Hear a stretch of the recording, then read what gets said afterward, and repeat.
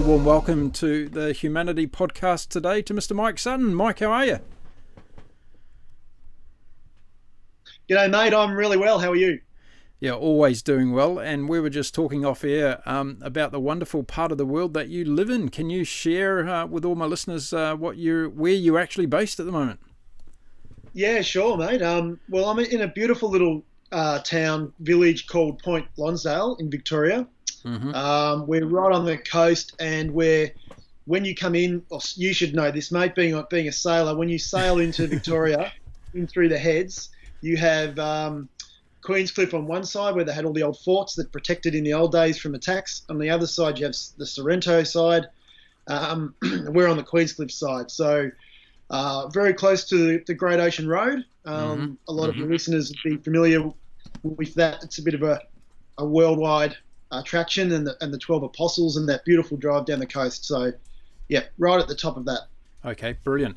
Now, for all those listeners and viewers around the world, because we're going to over 110 countries today, Mike, and a lot of them won't know Victoria is Melbourne, Australia. So in Australia, we're talking about, folks, not Victoria in Canada, and or Victoria in Africa as well. So it's definitely Australia. And those places that Mike is alluding to are down close to Melbourne. Many of you would have been to Melbourne or heard of Melbourne, and then you might be booking a ticket to go there after we can all travel again. So get on and check out Mike's part of the world, because it is a beautiful part of the world. Mate, I haven't had a chance to sail in through those heads yet on the boat, so it's something I'll save for a rainy day, I guess.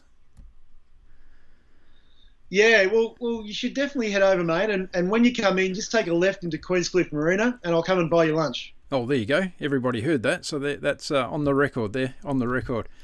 Now, tell us, Mike, what's been happening down your way as far as COVID-19 goes? It's put a lot of, question marks in a lot of people's lives. So how's it been affecting you down that way?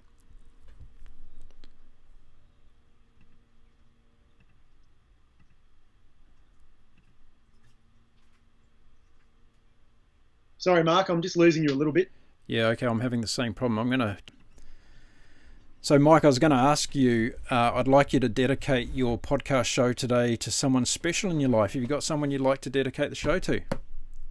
Oh, geez, mate, that's now you're going to make me choose. Look, I mean, there's a lot of things going on in the world right now, and I know that the kids are particularly really feeling it. I've got 3 at home that have been not at school and locked in, their bedrooms and not playing sport. And my 2 sons are superstars, but I'm going to dedicate this to my little soon-to-be 9-year-old daughter, little Farrah. Farrah, fantastic. What a lovely dedication from Dad. So what's Farrah doing today? Is she out playing, or what is she up to? It's holidays, so she's just been knocking on the door to my office out the back to come in and sit in on the podcast. But she's inside driving Mum crazy because it's raining here, of course, in Melbourne, Victoria. So, yeah. So how's it been with COVID? I talk to a lot of people across the world, and everybody is experiencing this in a different way, because it might be a global pandemic, but because of restrictions in certain countries and cities and everything, everybody's having to deal with it in a different way. How's it going for you? Yeah, look, it's a good question, and it's obviously really relevant and current. It's a massive, really. I suppose I can answer it in the way that we've been a little bit fortunate. People wouldn't know, but regional Victoria that I'm part of, not Metro Melbourne, has had slightly less restrictions in the last 3 months, but Melbourne Metro has had the toughest of any country or any city in the world. Basically house arrest for nearly 12 weeks. Wow.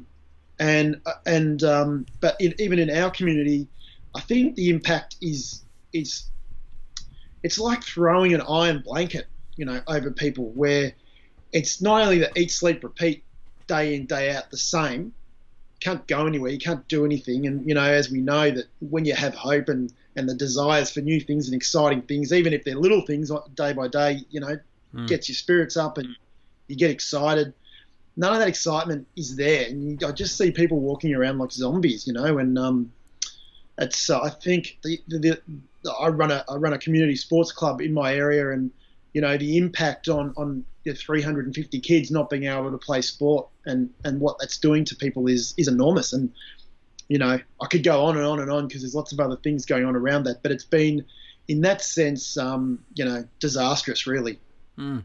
Have you got friends in Melbourne City that have been talking to you about this and how it's affecting them? Yeah, many, and family. My sister's a nurse in a COVID ward in Melbourne on the front line. So things like her sons who are in their 20s, early 20s, can't go to work at their work. They've still got a little bit of work if they're living at home with her or visiting her.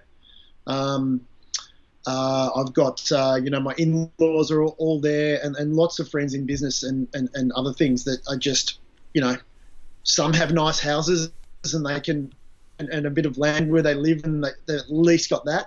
Others that are in apartments, and you're only allowed out for an hour a day, or for the three main reasons that you're allowed out for. And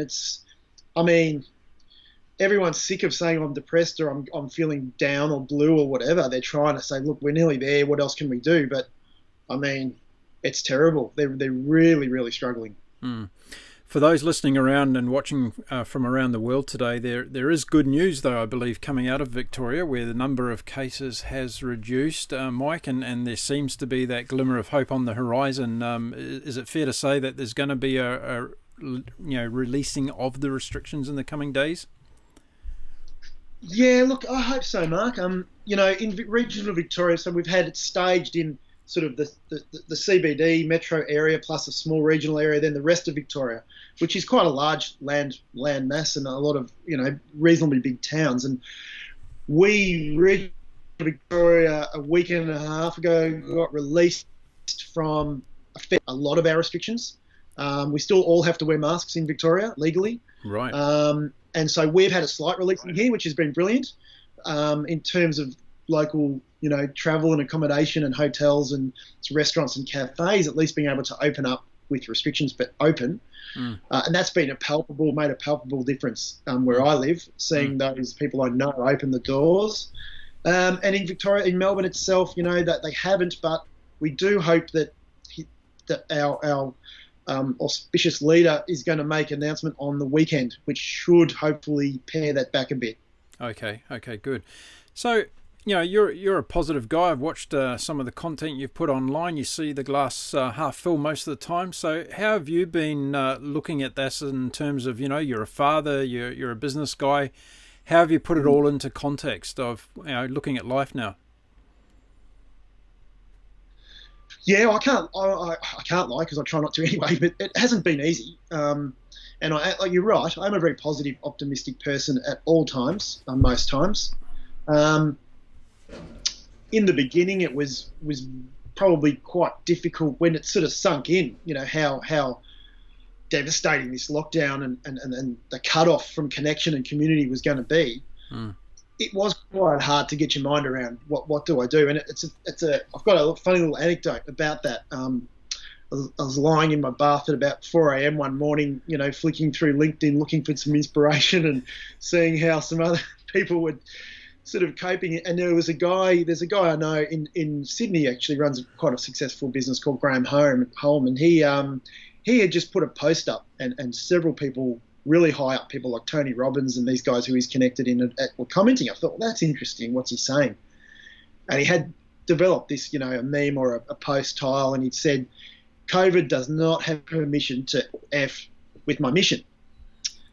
And then he had a bit of a spiel about how he was going to pivot and how he was going to innovate and how he was going to drag people with him. And I was lying in the bath and I sent him a message and I said, Graham, I don't really know you that well, mate, but I bloody love that attitude. I'd love to catch up for a chat and, get some of that into my thinking so we can do something. And he said, that's awesome. That's the best thing I've ever heard. So, right. We started this connection and sort of really started a little mini side podcast for the first lockdown called Think Outside the Box or Outside the Box. And we just sort of did 10, 15 minutes with people in all different industries. How are you changing? What sort of ideas can you throw out to the business world in that sense of, if you're stuck, you had to close your doors, what can you do? If you're a cafe, how quickly can you deliver or do takeaway? If you're whatever, if you're a hairdresser, are you allowed to do mobile haircuts, or can you meet on the street and do your neighbours? All these things came out.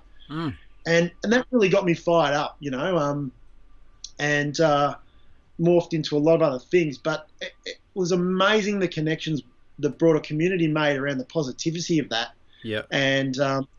And that's probably what got me through at the start. There's been some, I've been in some dark rabbit holes between now and then, like everyone, I would suggest. But yeah, fortunately for me, I've, at nearly 50, I've seen a lot of things in the world, and I've got a pretty high resilience factor. So, are you somebody that has done a lot of travel in recent times? Been off around different parts of the world? Yeah, certainly, mate. I've always travelled since I was born in South Africa, actually, born in Johannesburg. Yep. I've already said I'm nearly 50, so I can't lie about my age. But right.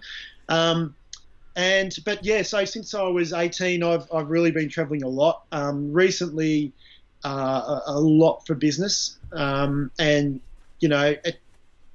around Australia mostly, but some OS stuff. And yeah, that's been really tough because it's kind of, it did take the wind out of the sails on how you then pivot or change to Zoom meetings and phone calls instead of, as you are no doubt a people person as well. It's really hard to have that same impact and get that same feeling about what's really going on if you're not there. So that's been really tough. Yeah. What do you do for a business? Yeah. Oh, mate, I've got I don't know where you want to start on that one, but I've got a couple of yeah, good one. I've got a couple of things that I'm just mucking around with. No, I've got a digital media business with a great partner in that, where we've actually developed a digital signboard for real estate, actually, to replace the traditional signboards, the static boards, the for sale boards. Yep. It's got packed with a whole lot of incredible features and what it can do, and that's kind of morphed into more of a digital media business for around that sign. Right. Particularly now with contact tracing and what's required for COVID and messaging, that's really become a thing for like sporting clubs, stadiums, hotels, cafes, and that sort of stuff. I own a basketball team in Auckland. Okay. It's the New Zealand NBL called the Auckland Huskies. Right. I Okay. own that. Cool. How did that come about? Let's talk about that. I'm interested in that. I'm an old sports guy. I'm a Kiwi, so tell us about how you end up buying a New Zealand basketball team when you're sitting in Victoria, Australia. Well, it's an interesting story. We didn't actually buy it. We founded a team 2 years ago, actually, in Tasmania. Right. And for the last 20 odd years, Tasmania hasn't had an NBL team in the Australian NBL National Basketball League, a small equivalent of the NBA if you're from America, and the state itself has missed out on, hasn't really have any national sporting teams in the mainland competition. So my business partner's from Tasmania, and we set out to create a team in Tasmania to gain entry into the National Basketball League in Australia called the Southern Huskies. So it's reasonably difficult to just rock up to the NBL and say, hey, here we are, we want to be in your league, right? You can't sort of do that unless you anyway, so we talk about pivot and innovate. Someone said, one of our contacts said, you should go and talk to the guys in New Zealand. Go and talk to the board of the NBL over there. Yeah. So we had all of our, pitch decks and presentations, everything done, the branding, the team selected almost, coaches, everything. So we went over to Auckland one fateful day, had a 1 hour meeting with the New Zealand board, and who pretty much said, look, this is brilliant. What a great opportunity. There's never been an Australian professional team that actually takes part in a New Zealand professional competition. Right. So we really see a lot of upside here. Yeah. Pretty much on the day said, look, given these sort of whatever parameters, this is a goer. We'd definitely love to take this further. Yeah. So we then went and celebrated with about a 15-hour lunch, which was probably the worst thing we could have done. Anyway, as you do. And so long story short, we ended up playing in last year, in 2019, as the Southern Huskies, based in Tasmania, in the New Zealand NBL. Right. yeah, and there was a lot of we actually were responsible for bringing all the teams backwards and forwards, and Yep. it was a really massive exercise and project. And anyway, the basketball side went okay. We had a pretty good team, a few injuries at the end, and we just missed the finals. But it was a great experience, and there was a lot of stuff sort of happening in the basketball landscape last year and in this country, and we had sort of said, look, we're going to put a hold on the Australian aspect. It's just too much on our plate to be responsible for all the teams. So the New Zealand board came to us actually and said, because their season wasn't going to go ahead like everyone's with COVID, but they were able to come out of lockdown and create this bubble in Auckland. Yep, right. We'd get a short 6-week or 8-week season going. So they came to us and said, look, we're going to do this. Would you be interested in relocating your franchise to be the Auckland Huskies? Right. And then you've still got your license is current. You can just pick up your branding and go again in Auckland if you would like. And, it took us about 7 minutes to decide. Yeah. So that's how we became the Auckland Huskies and played in that competition that's just recently finished. And and we're really looking forward to that. We've got a great young general manager in Auckland. We've got we're developing a board over there, and we've got one of New Zealand's favourite basketball sons in Dylan Boucher, who's on our first board member, if you like, a senior advisor. So we're really developing it as a local business. Where we're going to we are setting out now, a whole connection to community about, delivering programs into different youth group ages where we can give an elite pathway and reach out to also the lower docile areas as well. So, yeah. What a fantastic story. I have so much to comment on around that story that you've just shared with us, Mike, so thanks for sharing it with us. First of all, I've got to applaud my fellow countrymen because they make decisions quickly, they make things happen, and there you were in Auckland for one meeting and bang, you're on board, right? So what a fantastic story to hear of that. And it's innovative as well, right? It's something new. It's a different approach. And also, when you started off as the Southern Huskies, you had no idea that it was going to morph into the Auckland Huskies and the evolution of that. And it just shows. And here's a story of hope for people out there. When you start something, you never know where the opportunities are going to come, and you never know when the new doors are going to open. So there's a great story to hear from Mike about how that basketball journey has unfolded. What's the connection to basketball? Are you an ex-basketball player or current basketball player?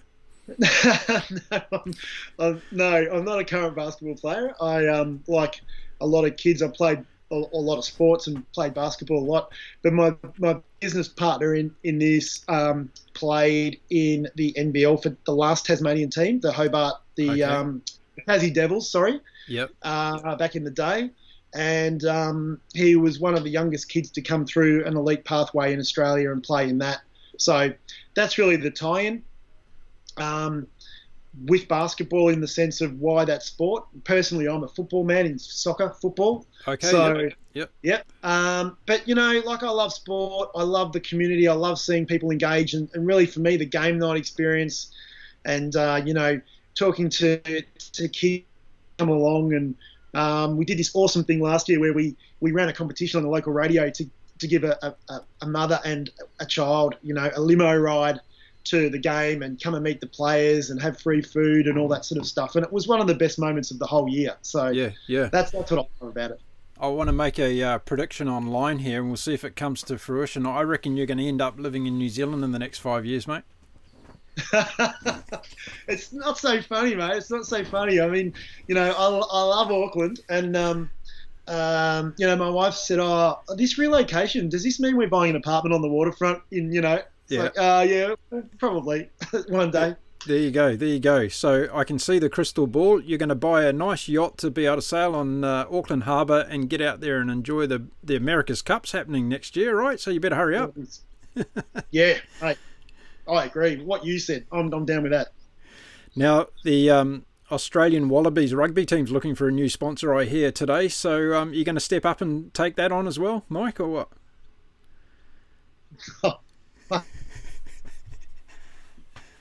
A South African in charge of sponsorship for the Australian Wallabies. That'll be a good one. No, I don't think so. I don't think anyone's going to fill the Qantas shoes.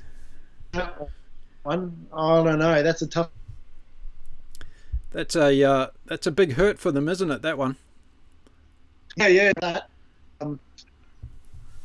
You can understand it though. Sorry, mate. Just lost you for a second. Yeah, no, I was saying that's a big hurt, isn't it, for the Australian rugby team to lose their big, 30-year sponsorship deal. That's a long time. You become family after that time, don't you? Oh, for sure. And I mean, look, coming back to the whole question around how much has COVID hurt or what has it done? I mean, you can't tell me that with no airline travel, Qantas are obviously scrambling to survive and save their future. But at the same time, so is professional sport. So it's going to make it's extremely tough landscape. I don't know how they're going to get out of it, but I'm sure they'll find a way. But I mean, all sports in Australia, from the FFA, to tennis to cricket, they're all struggling. Well, I think we've talked so far in the show about a lot of the struggles associated with it, but I think there's also a lot of opportunity. And whenever I've often said on the show over the last few months that it's a reset button's being pushed, isn't it, for us all globally? And whether that be in our personal lives or whether it be in our business lives, we've got an opportunity now to sit down, take a breath, because it's being forced upon us to take a breath and slow down and actually have a look at how we're doing things. And I think it's a great opportunity for sport all over the world to reinvent itself in all sorts of new ways that perhaps they wanted to do, or they are halfway through doing it. I know that, I'm close to global men's tennis, and I've seen a lot of the things that are coming down the channel there for the new ways of reinventing the tennis circuit around the world, which is going to make it a lot better for players as well as for spectators. So, where do you sit on that? Do you see it as a great opportunity for a lot of these sports to reinvent themselves? Yeah, look, I think so. I mean, I don't think so. I reckon I know so. Just in general, the blessing in disguise here is the fact that, the gold really comes in the quiet spaces. When we create space to allow the creativity and allow some magic to happen, that's often where it is. And okay, no one wanted this. It's here, so we have to get on with it and deal with it the best we can. And I think the forced nature of the restrictions has forced, really driven people into being creative where they otherwise may have not been. And I can give you an example about what the New Zealand board did and the general manager, Justin Nelson, and his team did of the New Zealand League over there. And what they created was, world leading. And this is from a little country in New Zealand, but big in sport. And they were able to pull together in 6 weeks a whole competition with all teams staying in one hotel in Auckland, playing at one location, with a broadcast deal with with Sky Sports in New Zealand, with a sideways deal into ESPN into America, obviously to 250 million basketball fans. They had a live, they had a global broadcasting pay-per-view deal, actually through my business, shouldn't say that.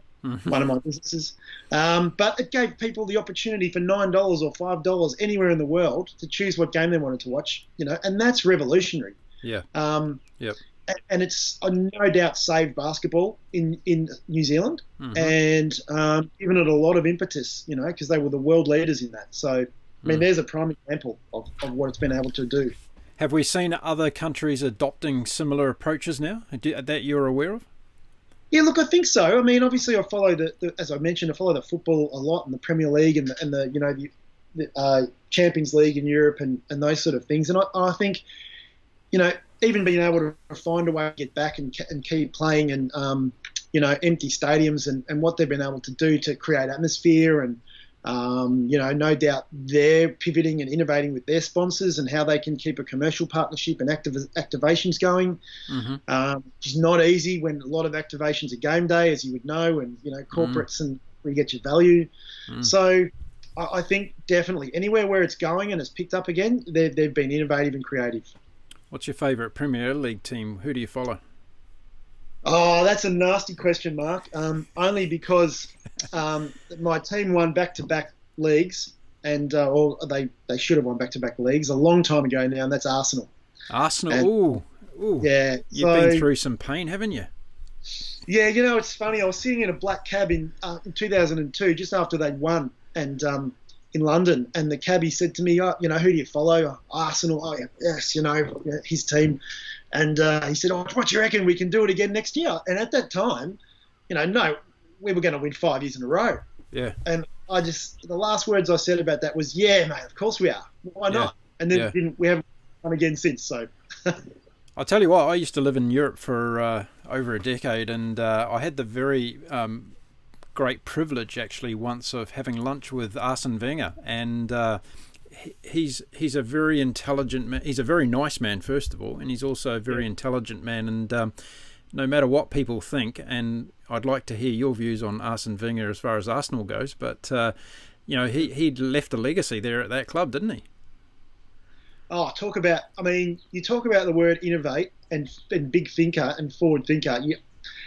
Alex Ferguson, obviously probably the greatest manager that's ever been in football. But you look at what Arsene did he revolutionised the game worldwide.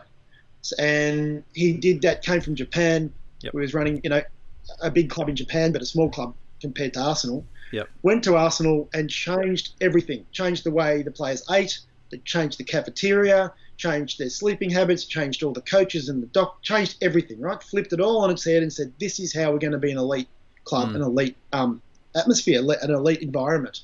Yep. And I can remember listening to players like the Ray Parlers and the Tony Adams and these guys who were drinking pints, day before game day. Yeah.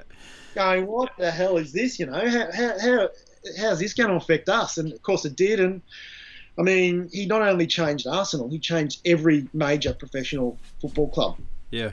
I'm sure you're a proponent of what I'm about to say. I think that there's so much to learn from all these amazing sports coaches around the world. You look at someone like Steve Hansen in New Zealand, what they did with the All Blacks, and that's been a legacy for a long time. But there's so much to be learnt from these people as far as leadership, management, skill sets, tactics, all these things that we can apply to our everyday life, to our business life.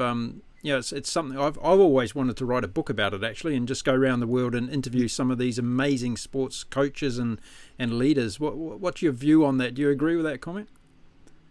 Yeah, look, first of all, I'd say, the poster behind your wall says dream big, and I think you've just created a dream that's a big one for yourself, and you should definitely do that. That'd be brilliant. Yeah. And I think it's so true, you sort of don't think of sports coaches as man managers. You think of them, or I should say people managers. You think of them more as X's and O's type of people, strategy guys, strategy people. That's only a tiny part of it. Yeah. I don't know if you've watched that Tottenham Hotspurs documentary that's out at the moment on Amazon, with really featuring when Jose Mourinho's come in and taken over from Poch. Yeah, no, I haven't. And obviously they're not showing the real deep strategy stuff, strategy work that they do. Yeah. But 90% of it is him connecting with people, is him giving people the dream on how to be the best version of themselves they can be, and managing that person to get the most out of them for his sake, of course, but for their own sake as well. And I think you see the best coaches around the world, that's the point of difference between someone that's a brilliant strategist and someone that can manage people. Yeah, that's exactly right. And I think if we look at, I really dislike this word mentor that's thrown around in the business world, because everybody thinks they're a mentor, and well, I won't go into it in too much detail, but I think you get my drift on it. But if you look at people like this, and what I was blown away with when I met Arsene Wenger, because I had no idea about the man until I met him and had a chat, and what really struck me was his level of detail in everything, every aspect of what he was involved in, and he kind of lived a microcosmic lifestyle of drilling down to, he knew every player's birthday, he knew their wife, their girlfriend, all those details. He was immersed in their life to be able to relate to them, to make them feel good, to understand their troubles, their woes, and whatever that was going to have a performance effect on their performance on the pitch, right? And that's the level of detail that these guys go to, and ladies go to as well. Yeah. And I think, people often wonder, that team won because they bought this player, or that team won because they got more money or bigger sponsors or whatever. I mean, you only have to look at Leicester a couple of years ago. The most underfunded champion Premier League winners almost in history. Yep. And they often ask, how the hell did they do it? And it was simply the chemistry that their manager and their staff and everyone bought into for that year. Yeah. And what's really interesting is you can take a coach out of one of those teams and put him in another team, and it completely doesn't work. And it can be all about that culture of that particular place and time. And Mourinho is a good example, right? Because you know, he bounces around from club to club now, and perhaps hasn't found a sweet spot again. So that's really interesting. Let's bring it back to you, though, in terms of pivoting in your business. How's COVID made you pivot more in your other business activities? You've talked about the basketball stuff, but what impact has it had on other things that you're doing? Yeah, look, it's had a big impact, and it's made us kind of take stock of where the opportunities are. I think a lot of people are waiting for the world to go back to its normal state, and I just don't believe that's ever going to happen. I think there'll be, there'll be portions of life, normal life, that come back. Yep. But I think something this big has probably changed the psyche in some base things forever. It's certainly changed the business opportunities. And I was on a call before, and this company had their own little live meeting, for example, like a mini Zoom that they developed in-house for themselves. Right. In this time frame, they've now taken that and commercialised it on a global scale. Right. I thought they were never going to do that. It wasn't even on their plans, you know. Yeah, yeah. So you look at that and you think, yeah, there are some massive opportunities out there. Yeah. And what we've done, one of the main ones we've done is or developed in this, actually was the first day of lockdown in Melbourne. We went and met our new business partners. We weren't even partners yet, in the back of a little pub in a suburb in Melbourne that they own. Yeah, right. And sat around with the doors closed, making sure people weren't seeing that we'd gone to a meeting, and that never happened, by the way. And and hashed out this plan to develop this digital video-based online learning platform. At the time, we named it. It was called Train by Miyagi. Right. So it was obviously the older people like us, mate, would be familiar with the Karate Kid. Absolutely. Yeah, so the concept was, of course, anyone who's got a skill to teach in anything from cooking to sport to education to business to whatever, can go on and upload their own videos, be organic or professionally filmed, to put it into module form and then sell them, right? Yep. And so that was something that was out there already, but then so the education online digital space is not new, and there are obviously some huge companies doing it. We had a different take on it and started down that path, developing it and getting some pretty cool, good people on board to sell their content. And at that time, the New Zealand Board of Basketball came to us and said, you want to do the rebrand thing, come back into Auckland, and what's going on? How are you coping with COVID? All that stuff. Yeah. So we told them, look, maybe we should do a crossover and get some of your coaches and basketballers to also, do a New Zealand online learning thing about basketball. Right. And it came out in conversation about, through your platform, could you live stream sport? So we just said off the cuff, yeah, of course we can.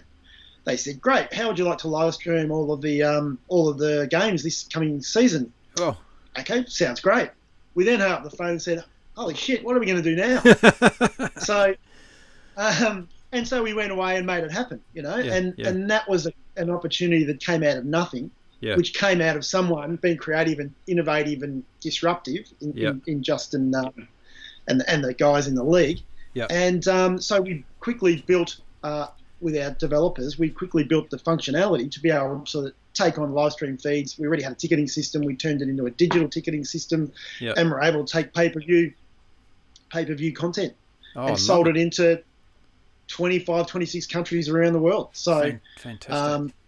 That was really brilliant. So then what we've done now, taking it one step further, is rebranded that to Miyagi Live or Miyagi.live. And we're now all things broadcast and discover. So okay. One of the points of difference there is you can choose to monetize or give away. Yep. So a slightly different to other platforms that are out there. Yep. But we're really just focused on where we see that going and what we want to do with that around channels and different market segments and, building out a massive global database of users and uploaders. Okay, brilliant. So for people that are listening and watching in today, I'm going to be putting all the links to Mike's activities in the show notes so you can connect and check it out. So Mike, how long from conceptual idea to implementation did that project take you? Yeah, okay, so I'll go back one step if that's all right. We have another business in real estate technology, and that's why I alluded to the digital media signs and that business in real estate. And I'd actually been doing a lot with this guy called Adam Flynn around some media stuff and some videos, and he's one of Australia's or Melbourne's top real estate agents. And I was in the car with my business partner talking about doing an online learning platform with Adam, and so we floated it past him. We said, "Come over to my pub and we'll meet."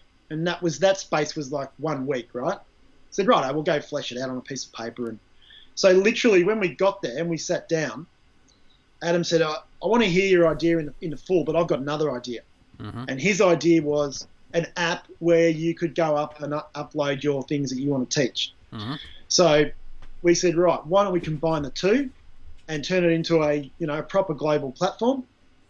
And, really it started with about 4 or 5 ideas I don't know when the first lockdown started, around March. Yep. Yeah, so really between March and September, it's morphed from a piece of paper in the back of a pub to a fully scaled, working, functioning global platform. Fantastic stuff. And the theme is there. I'm listening to you very carefully as you're talking about all these different business meetings you're having. Get out to a pub, people, and meet in a pub and share your business ideas.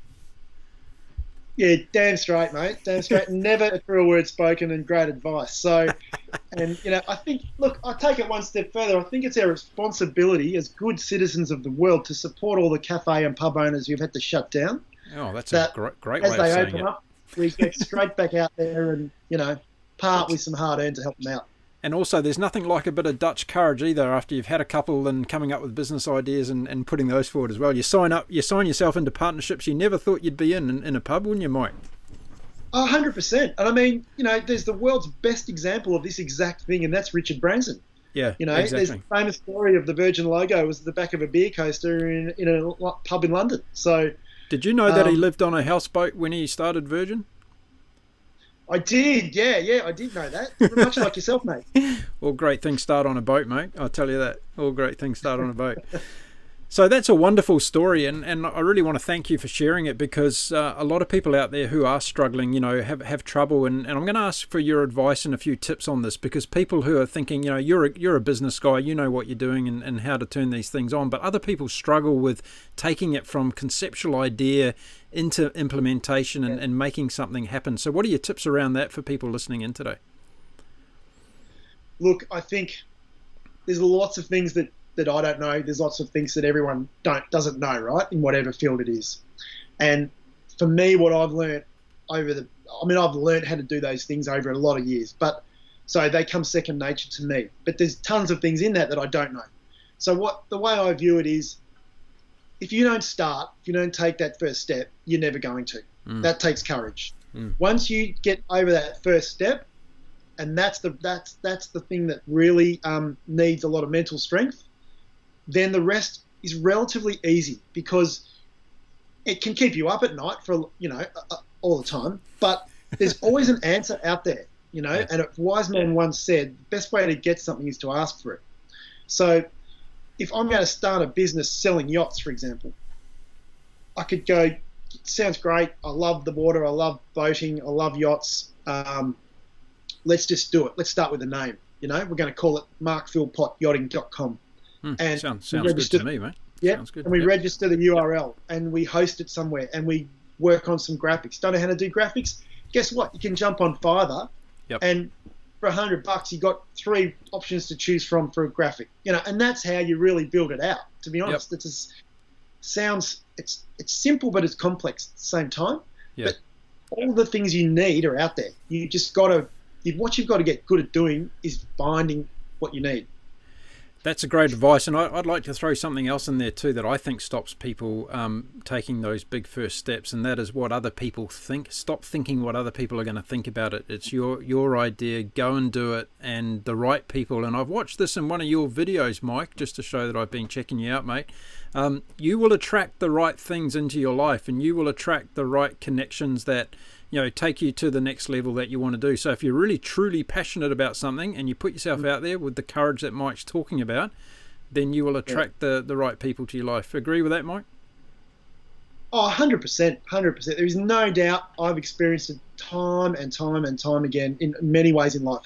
And, there's a great line that, you can be anything in this world you want. Well, I sort of don't agree with that. I think no one can be anything. But what you can be? You can be everything that you are.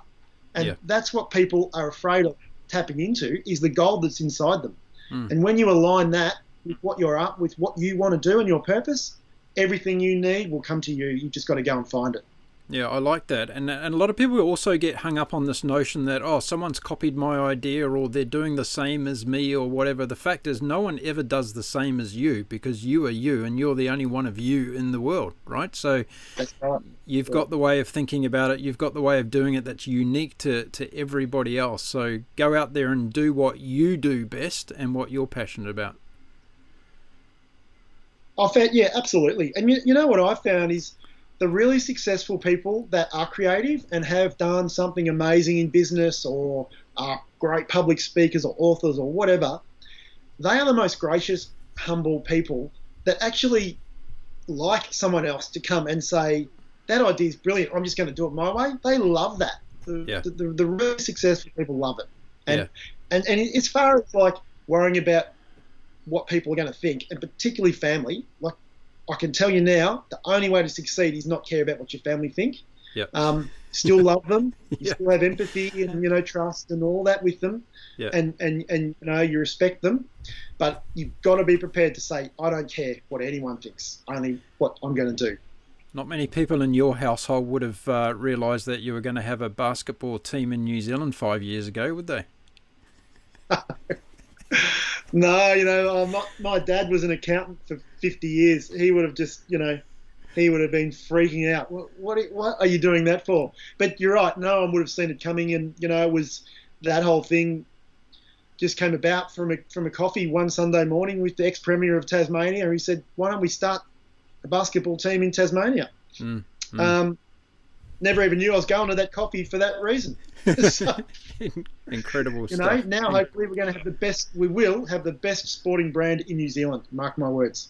Okay, well, you're leading me into my next set of questioning, because that's what I'm going to ask you for is 5-year prediction. Where is your life going to be? And I'm talking about literally, where are you going to be based, and what are you going to be involved in 5 years from now, Mike Sutton? Look, it's a great question, and I've recently been.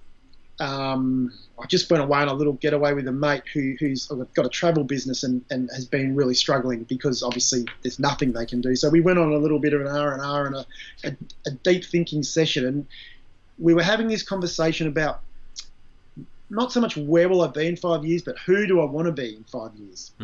So for me, I've kind of flipped it on its head a little bit. Not what do I want, not what businesses am I going to have, not how much money am I going to have in the bank. Who do I want to be, right?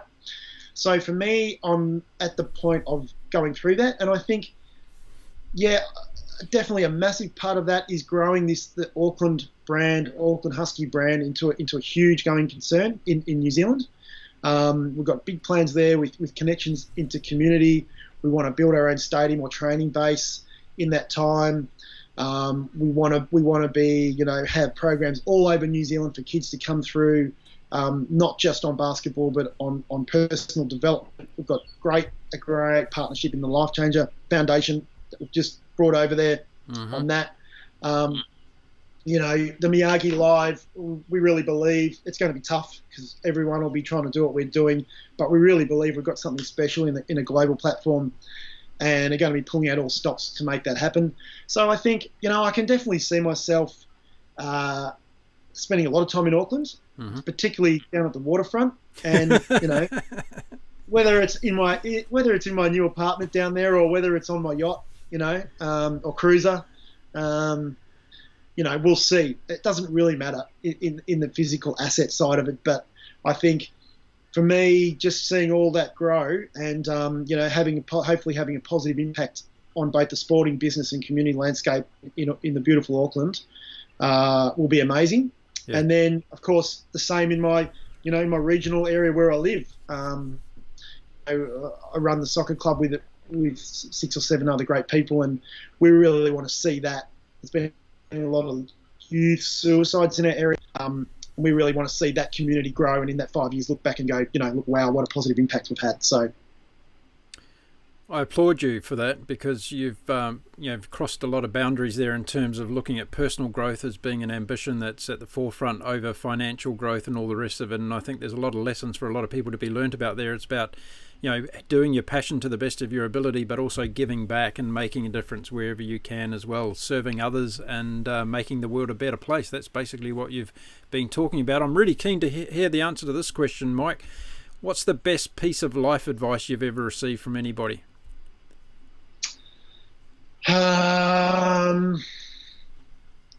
Best piece of life advice would be, if you're going to help deliver a calf, don't leave your watch on.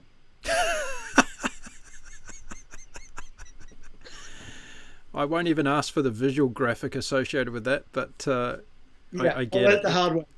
I get it in a nutshell. The best piece of life advice would be, everything you have is inside you already. That's what I've been taught and what I've learnt. And it doesn't come from external resources. And the sooner you can come to grips with your self-awareness and leverage what you're really here for and what your real skills and talents are, the quicker you'll be on the path to abundance and joy. That's what I've learned. Wow, brilliant. That's where I want to end the show today, because I couldn't have gone out on a better note than that, Mike. So thank you very, very much.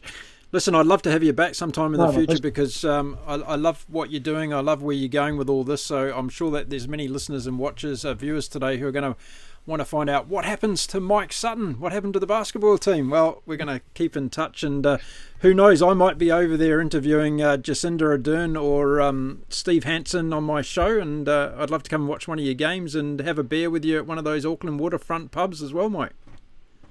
Yeah, mate, absolutely. My pleasure anytime, and we will definitely see you courtside to come partake of the mighty Auckland Huskies. Excellent. Well, have a great day. Have a great weekend down there in Victoria, and thanks again for coming on the show today, Mike. My pleasure, Mark. Thanks, mate. Keep at it.